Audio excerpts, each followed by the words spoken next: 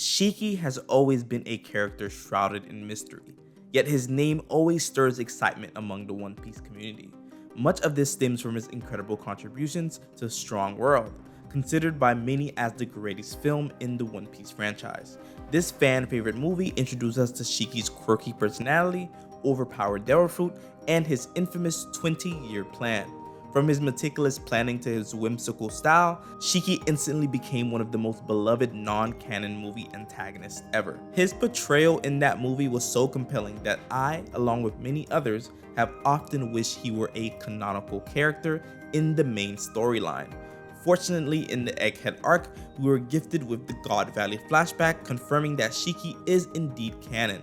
But the question remains, will he play a significant role in the current storyline, or is he just a relic of the past? In God Valley, he was depicted as one of the strongest commanders in the Rock's crew, a crew that featured Yonko level members like Kaido, Whitebeard, and Big Mom. Many from Shiki's era have grown into infamous pirates who have shaped this narrative significantly. So what happened to Shiki? From what we know, there is a canon chapter order released prior to Strong World called Chapter 0. This chapter confirms that Shiki fought against Garp and Sengoku at Marineford to free Roger and later escaped impaled down by chopping off his legs. But where is he now? Well, you won't believe me, but I have every reason to believe Shiki is in Elbaf. That's right, I think this silhouette here is none other than Shiki. The cover page matches the physical features of the silhouette, a Wano style hat, a long cape, both seen from the back. If you're among the few devoted Shiki fans, this may not surprise you. The cape of the cover story character matches Shiki's exact pattern in Strong World. Now, everything I presented so far is merely the groundwork for the real theory. Shiki being the silhouette isn't my original idea, it's merely the stepping stone to even crazier ideas moving forward. What I'm trying to say here is that Shiki's involvement in the story is not shocking. It's not Shiki's presence in Elbaf that's surprising. Rather, it's his involvement throughout the entire story that people have often overlooked. It all goes back to Shiki's 20-year plan in Strong World. While Strong World isn't canon, Shiki's plan is, as confirmed in Chapter 0. Many, including myself, believe that Shiki has been masterminding the plan all along from behind the scenes. If you have been into Shiki theories, like I said, this is nothing new. But this is where the theory gets interesting. These ideas about Shiki have been around as long as theorists have been theorizing, so I won't bore you with what's already been said. Most Shiki theories agree on the basics. The 20-year plan is canon, and Shiki is the mastermind behind some of One Piece's greatest antagonists and their motivations. We see glimpses of his influence, such as with Kaido through the witch who could change faces. She even has the face of a young Shiki. It's not far-fetched to conclude that his influence extends to his former crewmates.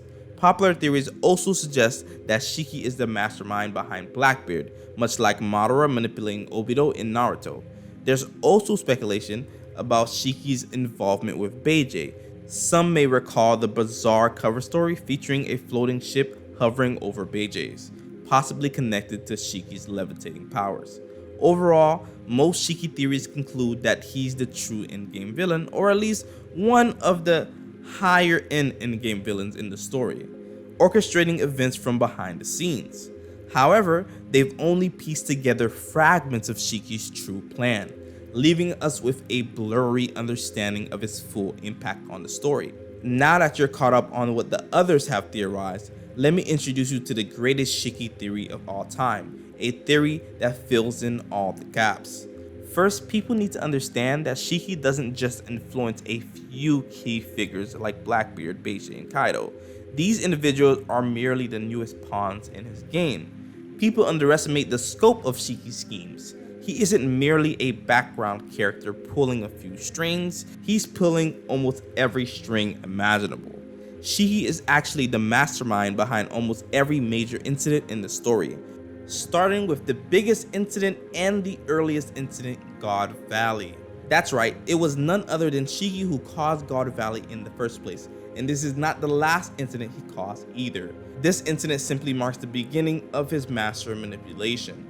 Now you may be wondering, why would a member of the Rock's crew cause God Valley? Especially since the incident only began when the world government stole a certain treasure from the Rocks pirates, right? So how did Shiki play a role? I believe Shiki was the one who stole that treasure from Rocks. But first, you need to understand what that treasure was. I'm convinced it was none other than the egg on Roger's ship, which we first saw immediately after God Valley in Shiki's interaction with Roger. Okay, so how do I know that Shiki stole this egg? Well, upon examination of Kaido, we see clues that the Rocks pirates were betrayed at God Valley. The biggest clue is a dialogue from Kaido where he says, "But pirates will betray you. When they know you will lose, they will abandon you and sail away."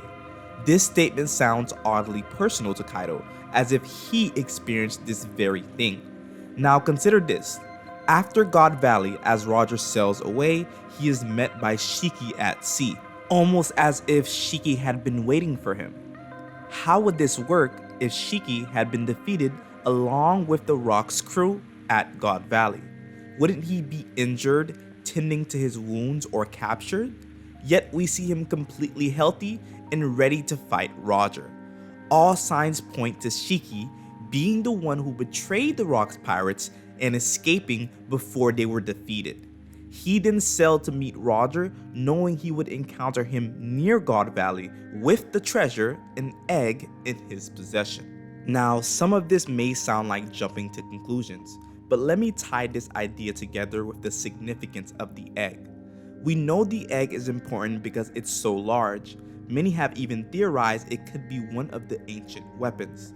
If you believe the theory that the ancient weapons are actually animals, it makes perfect sense why this egg was so valuable. Although the type of animal inside the egg remains a mystery, we can surmise that it may be a bird or some type of flying animal. How does this connect to Shiki? Well, one of the main plot points in Strong World where we meet Shiki was that Shiki was experimenting on animals to give them unique powers. The most important of these was Billy, the giant bird that could harness lightning. Funnily enough, Billy is just a hatchling and is likely supposed to be much larger when fully grown. I believe this hatchling bird is more of a hint from Strong World that the creature inside the egg is similar to the one on Roger's ship, possibly a young ancient weapon, possibly a young Uranus. What I'm saying here is, Oda has been dropping hints all along that Shiki was the one who betrayed the Rocks pirates and attempted to steal this giant egg, which may have been Uranus. Now, let's address why Shiki wanted to steal an ancient weapon from his own crew. I mean, that makes absolutely no sense, right?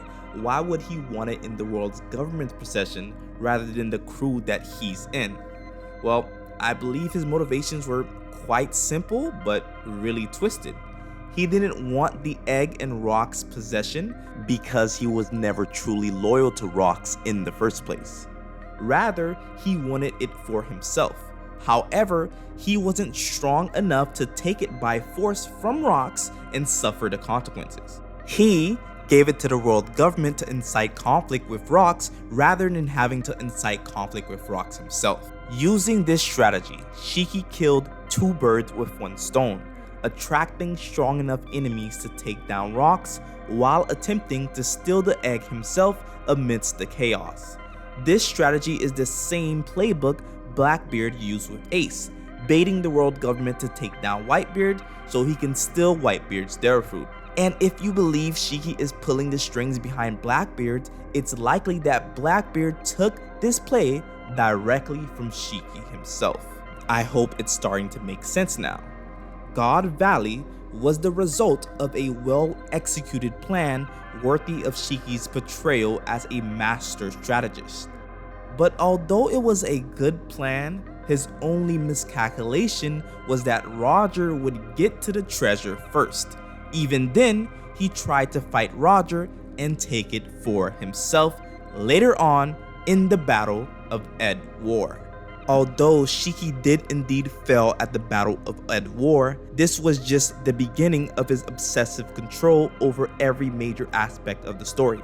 If Shiki was pulling the strings behind Blackbeard, we can even attribute the Marineford War to him. We can also attribute the defeat of Odin and the fate of Wano to him if we assume his subordinate, who can change faces, was the one to distract Odin before Kaido struck him. So many major events in this story can be traced back to Shiki and his 20-year plan, which I believe is still active. But this is just the beginning. Hold on to your seats because I'm about to reveal just how deep Shiki's 20-year plan goes. There's a major plot point about Shiki in Strong World that gives us clues about how his plan is unfolding in the current storyline. In the movie, Shiki is depicted as the leader of an underworld mafia. He calls all his subordinates from across the world, and they are all Yakuza who are part of his plan. I don't believe this plot point was meant to be isolated to Strong World.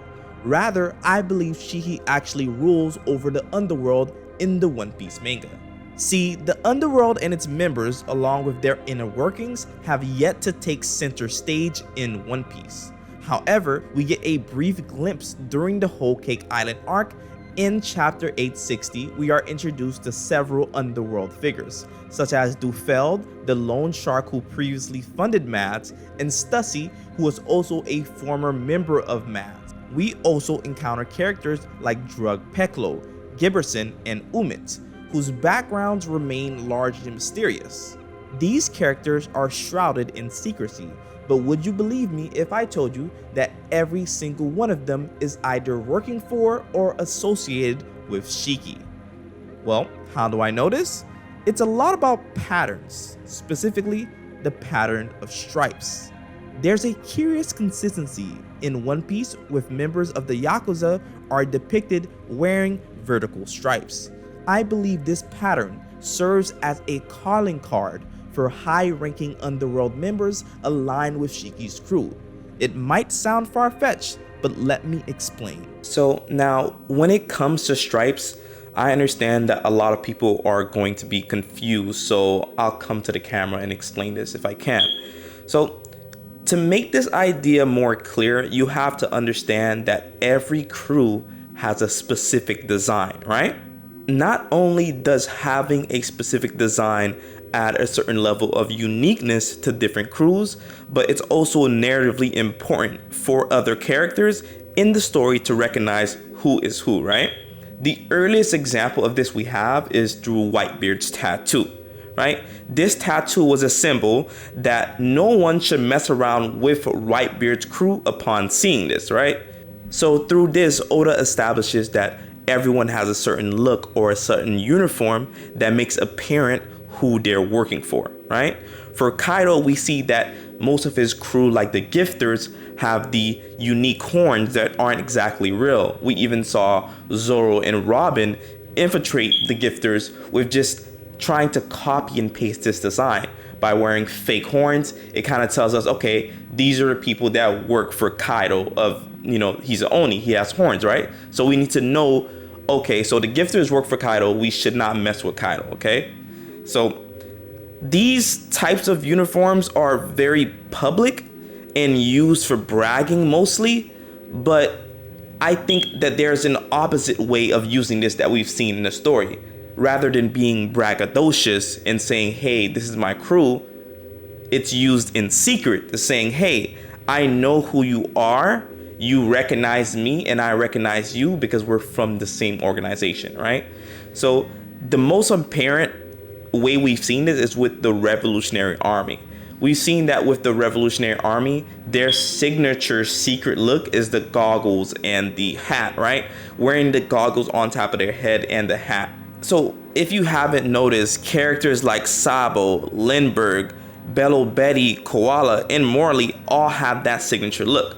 It's clear that this style is something that they've decided upon to just recognize each other in public when they're doing secret missions. So this theme of having unique designs is consistent throughout most important crews in the story.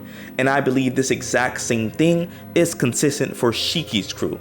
I believe those stripes are to recognize who is part of the Shiki crime syndicate, okay? So my overall hypothesis about this is that you can spot who's working undercover for Shiki with just their stripes, their vertical stripes that they have, just like I have right now, these vertical stripes. I am cosplaying as a Shiki member. If I go to another place where there's other Shiki members wearing the stripes, I know, okay, we're on the same page, we're working towards the same thing, so I know not to attack you, okay? This is especially important in crime syndicates that are very secretive, and you don't want to know who's this person is doing, what this person is doing, and what this person is doing. More like CP0 members who may not know exactly what the other is doing, but when they recognize each other in public, they know, okay, this is another CP0 member. So a few characters that I see having this are Umit, Beijay, and possibly even Kizaru maybe working for Shiki. And wait, before you say I sound crazy, right? May I remind you that Shiki is portrayed to be the leader of Yakuza in Strong World, right? Kizaru's whole design and demeanor is straight out of a Yakuza movie. In his earliest appearance in the timeline of the story, we see him arrest Arlong, and we see that he has the traditional Yakuza straight cool hat and striped shirt, striped suit, almost making it seem like Kizaru used to be a member of a crime syndicate family in the world of One Piece prior to being an admiral. So my hypothesis is that every time we see those stripes in a dapper suit, that is somebody that secretly works for Shiki, right? Now I have a huge disclaimer. This doesn't mean that every single person that has stripes will be a member of Shiki's crew. And it doesn't mean, for example, for the Revolutionary Army, that every single person that has goggles on top of their head means that they are a revolutionary, right? For example, right, I don't think Kobe is a member of the Revolutionary Army, right? But there's a caveat to this because I think we can make logical conclusions on who's actually working for Shiki and has those stripes.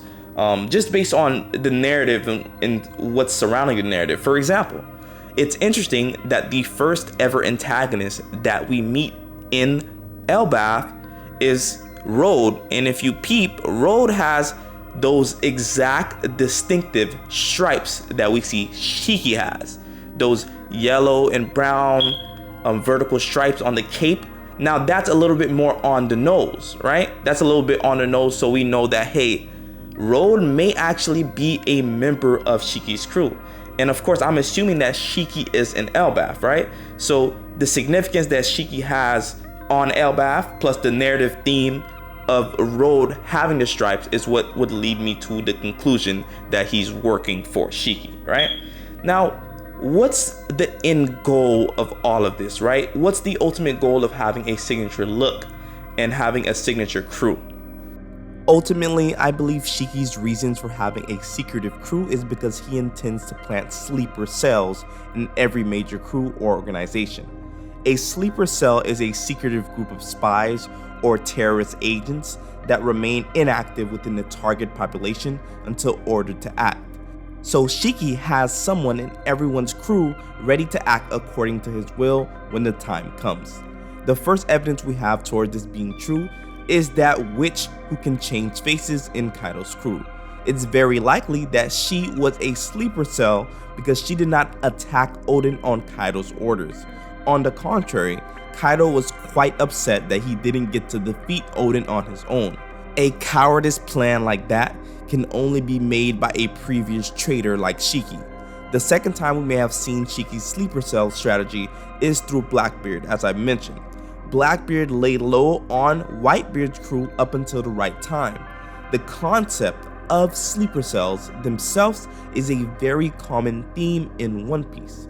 CP9 acted as sleeper cells in Water 7. I mean, even in the chapter that CP9 was revealed to be sleeper cells, the actual chapter, chapter 345, is called Sleepers. It cannot get any more on the nose than that. Oda absolutely loved this concept. But allow me to continue because there's so much more examples of this. Vivi was a sleeper cell pretending to be a part of Brokeworks. Virgo was a sleeper cell in the Marines while secretly working for Doflamingo. Beijay was a sleeper cell in Big Mom's crew until his right opportunity came to betray her, which is especially interesting if you factor in the possibility that it was Shiki there who abducted Beijei's ship right before he joined the Big Mom Pirates. Anyways, the list goes on. Kanjuro was a sleeper cell in the Scabbards while secretly working for Orochi.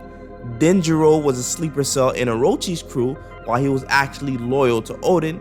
And just recently in Egghead, we have Stussy, who is a sleeper cell in CP0 while she secretly was loyal to Vegapunk. The concept of sleeper cells is something Oda loves to explore all throughout the story.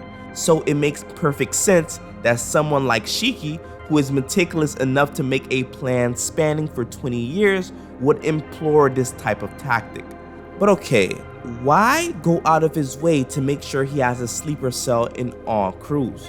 Well, it's simple. For one, he will have an intelligent network that allows him to adjust his 20-year plan accordingly. But the most important reason is that he can fight those who oppose his plans by having a man on the inside ready to destroy the crew from the inside, just as he initially destroyed the Rock's crew from the inside as well. Betrayal and manipulation is his tactical bread and butter. Okay, so we are starting to put the pieces of Shiki's plan together. We know part of his plan is to steal an ancient weapon, which he may now already have done.